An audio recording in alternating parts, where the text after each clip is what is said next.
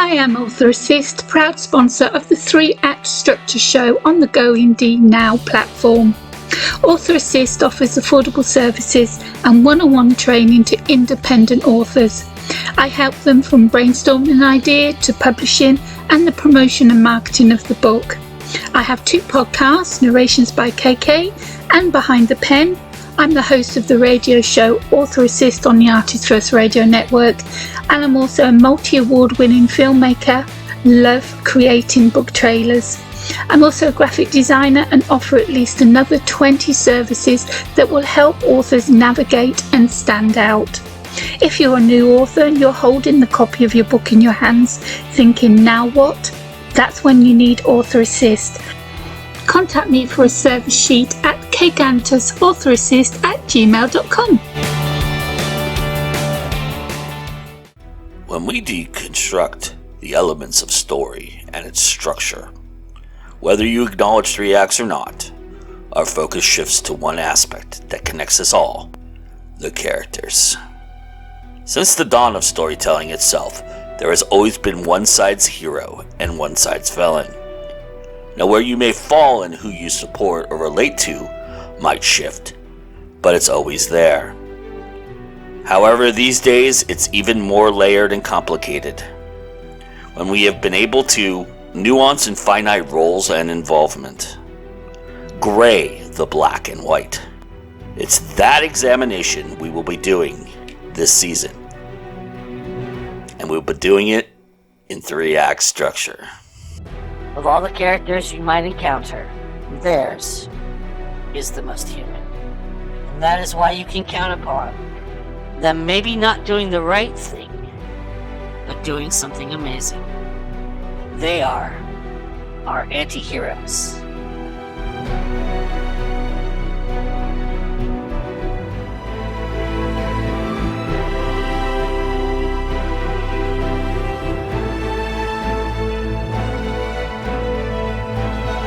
My name's Ron Lahr. I write fantasy, science fiction, humor. There's a fantasy book I wrote. This is my latest thing, You Get What You Steal, that I wrote with an old friend of mine. It came out, last week or the week before. I'm a Scorpio. I like cooking and gardening. Hi, my name is Megan Morgan. I am the author of The Altered Wake. I mostly write sci-fi and fantasy about women with swords. Hey, I'm Courtney, aka CL Cannon. I write YA fantasy and sci-fi. Have a new anthology coming out called Wicked Wishes with a lot of awesome authors, and all the money is going to go to the World Literacy Foundation, so you should check that out. And I do a lot of things here on GoIndieNow, and I'm excited to be on this one. Hi, I'm Andrea Dreiling. I have one book published. It's called The Burning People. It's a Southern Gothic novel. Most of what I write is literary fiction, though I'm working on a near future dystopia. So I just write whatever is rattling around in my head at the moment. I kind of wanted to start with the idea of where it becomes an anti-hero for you.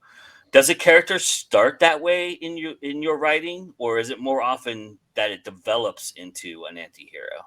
Of the characters that I have who I would describe as anti-heroes, they definitely start that way. Although in my current rather longer series, I have people who are potentially progressing in that direction. As a writer, it's primarily a progression of the character and how their arc kind of goes. I think that you can definitely go either way. People can begin in the position of being an anti-hero or become one, because I don't think anyone is born an anti-hero. That's a great point. Nobody's born an anti-hero. I agree with Megan. I have some characters that from the get-go, I'm like, this person's going to be an anti-hero. And then there's some that they just end up that way. There's some characters that just completely take over and have their own series, even though they were supposed to be side characters. They kind of have a mind of their own, and sometimes you discover that a character is going to be an anti-hero just by the little things that they do. I agree with Courtney. I think something for me that distinguishes hero from anti-hero is anti-heroes tend to have some emotional baggage. They're a little bit more complex. Typically when I'm writing, I distinguish the two, as well as like a hero is almost more of a plot device, like he or she can move the story forward. Their journey aligns with the story arc, whereas an anti-hero, their journey is often internal. They're like battling demons. So I think I kind of know when I start writing a character which one they're going to be and what role they're going to play in the story. If I have an anti-hero, they start as an anti-hero. So, what are some of the characteristics of your anti-heroes that you kind of blend in there and make sure that they stay in this anti-hero status? Is there certain things that you apply? I think very often an anti-hero is someone who is usually motivated from a morally correct position, but perhaps is willing to do morally incorrect things in order to achieve that morally correct thing. I think of like Batman as being a character who kind of straddles that line between being a hero and an anti-hero. You have those characters who are maybe willing to like cross lines that your standard hero isn't willing to. And you also very often, I mean, you get a lot of different types of characters in this role, but sometimes you get characters who are like really jaded and aren't interested in helping other people, and yet at the same time they have a really strict moral code, and that forces them to kind of like step up and get involved. Yeah, I think there's a lot of different ways that an anti-hero can behave and become a part of the story. There's an underlying morality usually to an anti-hero that prevents them from becoming a villain. And that's why a lot of Batman movies, like, they're always pushing that edge, you know what I mean? Because that's the tension within that character is he going to go too far this time? My anti-heroes tend to not be great people. They're dragged unwillingly into doing something that is more or less good. Do they have a basis for morality, though? Do they have an idea of right and wrong? Is there a line that you won't let them cross so that they stay in the hero status?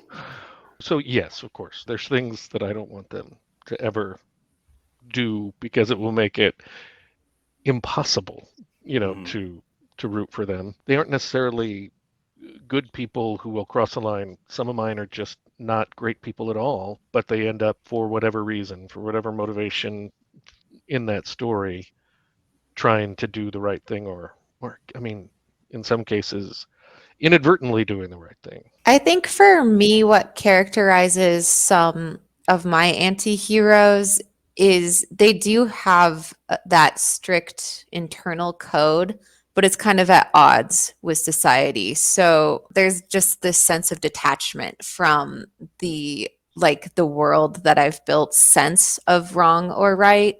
The anti-hero will view themselves as right, but it doesn't gel with that sense of the world that I've set up. So by all means, for themselves, they're trying to do right, but they're ultimately they're not able to because of their own shortcomings.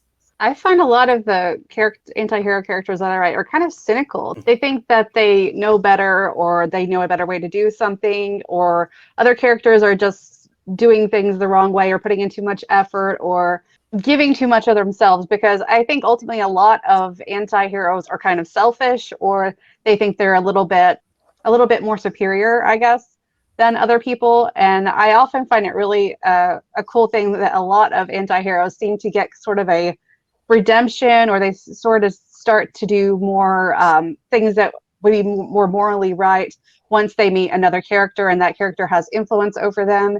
So I think that's a cool aspect of anti-heroes that you see a lot, like the Hound from Game of Thrones. Before he met Arya, he was pretty brutal, and he still did some brutal things, but when he met Arya, she changed him and he started doing more good deeds and more good things. And it's the good thing about a anti-hero versus a hero is the hero's already goody two-shoes, and sometimes we like to explore someone who feels more human and more like us because we're all flawed, and it just feels nice to explore different emotions and the different ways that an anti-hero kind of deals with things, as opposed to always doing the right thing all the time.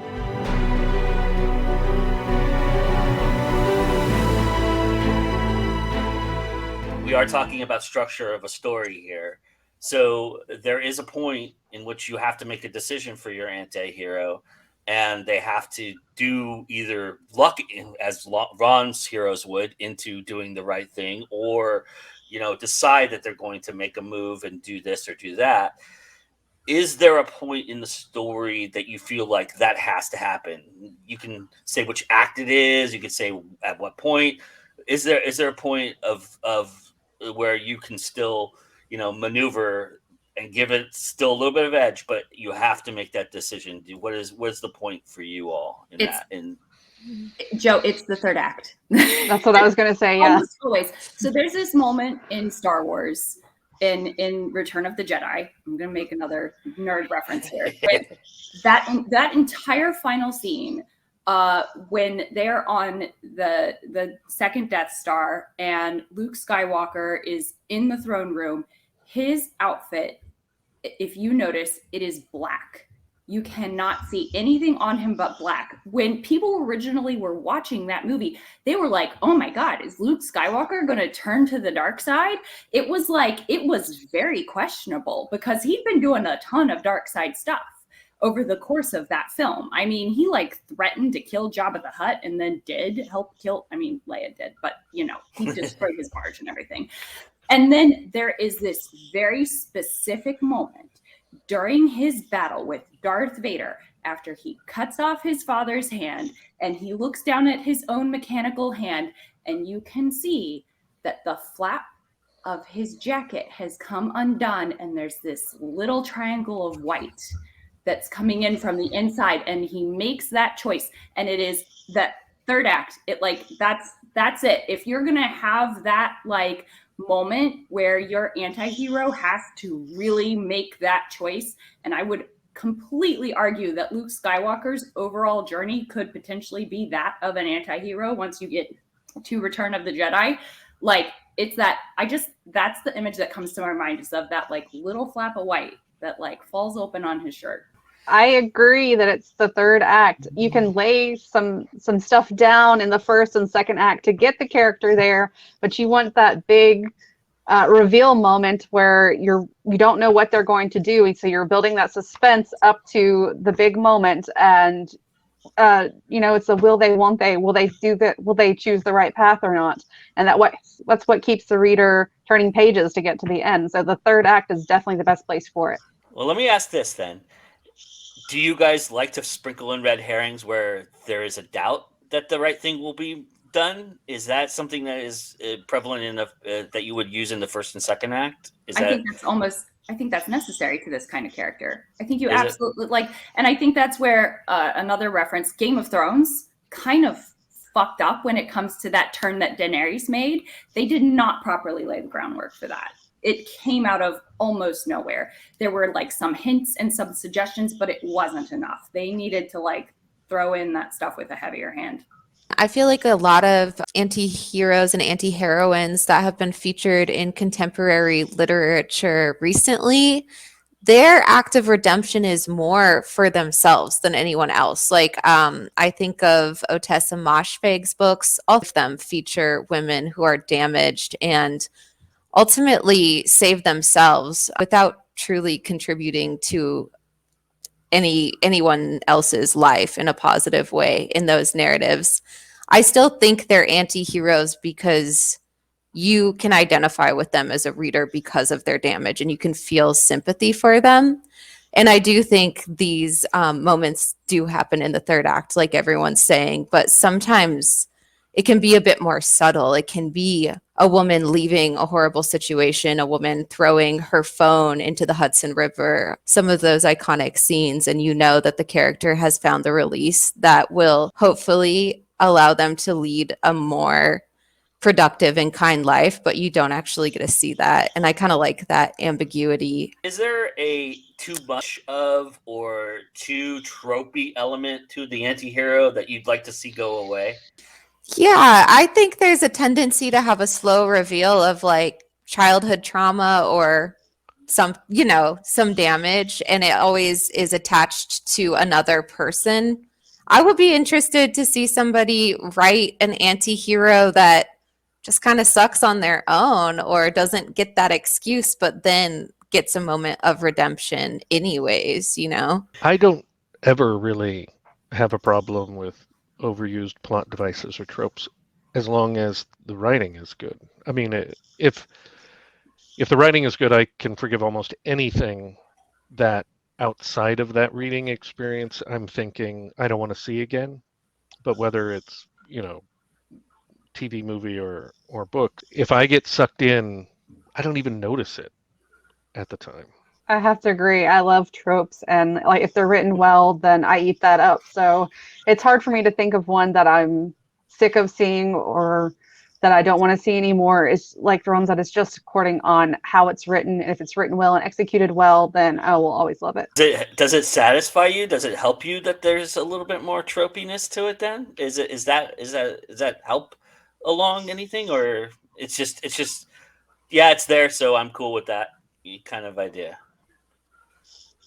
I think it's just it depends on the trope, really, because there are some things that I just really enjoy. I like found family and enemies to lovers, all that thing. That there's just certain things out there that sort of they make great stories, and even if you've read 100 of them, if it's done well, you want more.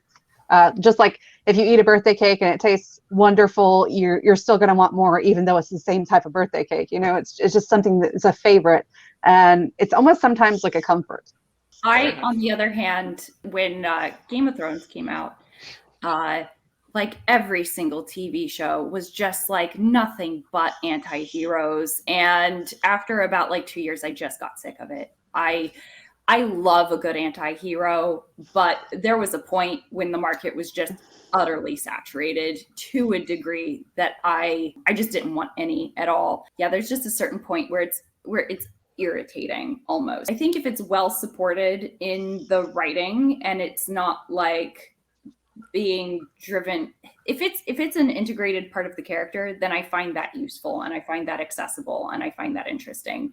But if it's just being done for the sake of making this person kind of unlikable, then that's usually when I'm like, I just don't feel like it anymore. Because there has to be a reason why you want to spend time with this person. When you get to that point where you're asking, okay, are they going to like do the right thing? You have to want them to make the right choice and be wondering if they will. So there has to be something in there that is something you can root for.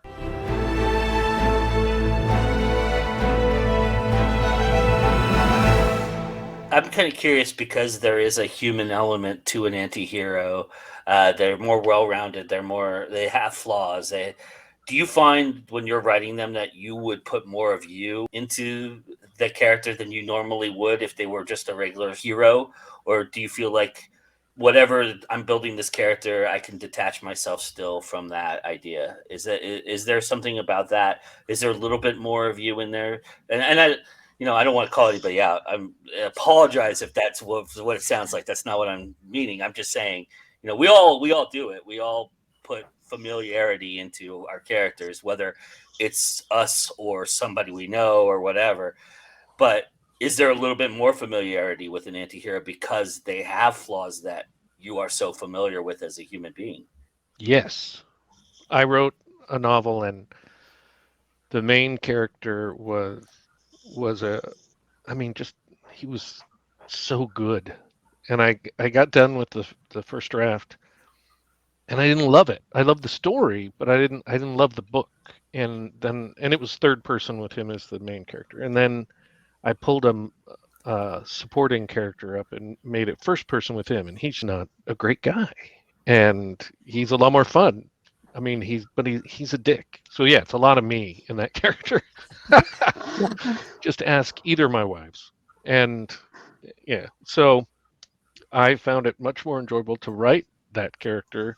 And I mean, and it is the same story. It's just told from a different perspective and a lot of him in the book. I mean, I haven't murdered anybody, but a lot of his attitude and the way he treats people, even if I haven't said those things, man, have I thought them and wanted to say them. And if I've been drinking, I have said them sometimes. So yeah.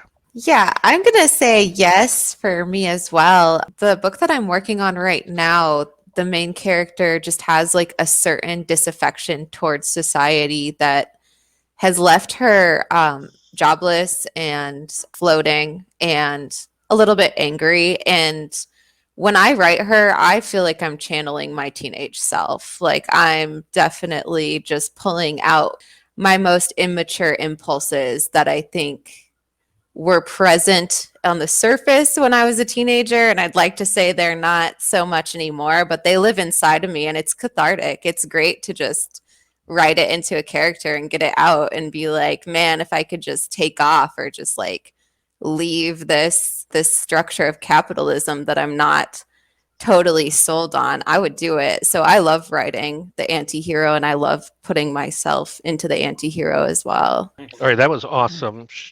Andrea is brilliant because I wish I had said that it was my teenage jerk self that I was doing that. If you can fix that in editing, that would be great. I am the sweetest, kindest person in the world. So there's absolutely nothing bad that I've ever done that I would put into a character. No, that is obviously not the case whatsoever. I find that I don't typically construct my characters super intentionally. It's a very organic process. And it's usually about a decade later that I'll like pull out something that I've written and I'll be like, oh yeah, that was me. So that was not cute. It really it depends on the character, but especially if they're lean more towards villain than they do anti-hero.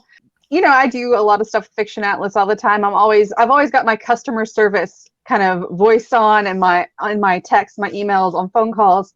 And so sometimes it's really nice to be able to just kind of let darker things, happen with the characters and darker thoughts and be a little bit mean because I don't really get to do that. And it's kind of like wish for fulfillment. And like sometimes there are those people that have really made you mad or something. You write them into the book and you get to kind of play that out in a way that you could never really do in reality without, going to jail or something. And I do see like a little bit of me in there, but it's not what everybody else sees of me on the internet and everywhere else. So it's nice to kind of get that out. I had a conversation. The first episode was the antagonist episode, and I had a conversation with the folks that write antagonists, which you all have done as well. So you'll probably relate to this. And I asked them how much fun was it to tap into that darker side, right? It's a lot of fun sometimes to walk the wild side, and it also is very challenging because that's not you, and you have to deal with the repercussions of going to that place sometimes. But for the anti-hero, you have to sprinkle it in a little bit more, and you have to find a commonality where you're not as dark like we do as human beings. We deal with that. From that perspective, writing both angles, the antagonist and the anti-hero, are you ever concerned about how dark you go with the anti-hero? And do you feel like if you go dark with the anti-hero, you're taking a little bit away from the antagonist? Is that ever a concern of yours? Do you feel like there has to be a balance for the anti-hero at least? Or do you feel like I'm just going to go dark both ways and, we'll figure out how to get the anti-hero back? How do you approach writing both in the same context? I have no fear. Everything I've written has been perfect. I think that as long as every character is like well-rounded and doing what they do for their reasons, then I think that it can still, definitely work. I'll reference Batman again since I keep doing that, and I think it's a good example. You have Batman. He's usually presented as an anti-hero in most of the mediums where he appears, but then you will have his foil be someone like the Joker. And Batman villains are some of the best villains in DC because Batman is complicated. And so in order for him to have a villain, that villain must also be complicated. And very often Batman villains are sort of like representing things in society that are truly ills.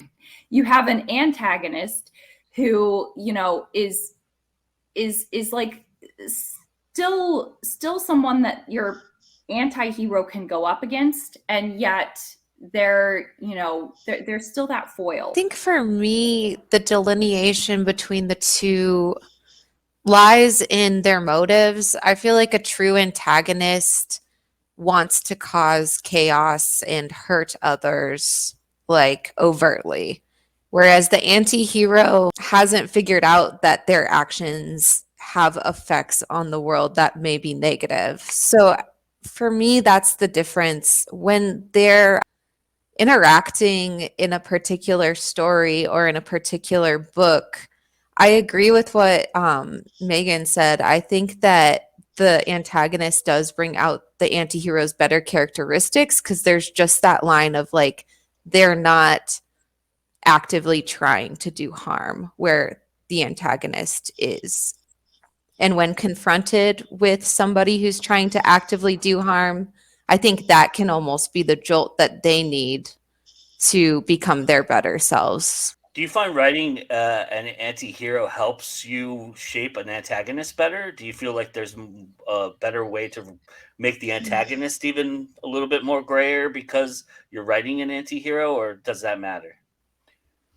For me, at least, I feel like an antagonist always has to still be a human. You don't want I don't want my antagonist to ever become someone who is, I don't know, a cardboard, one-dimensional character. I want someone who has some potentially redeeming qualities.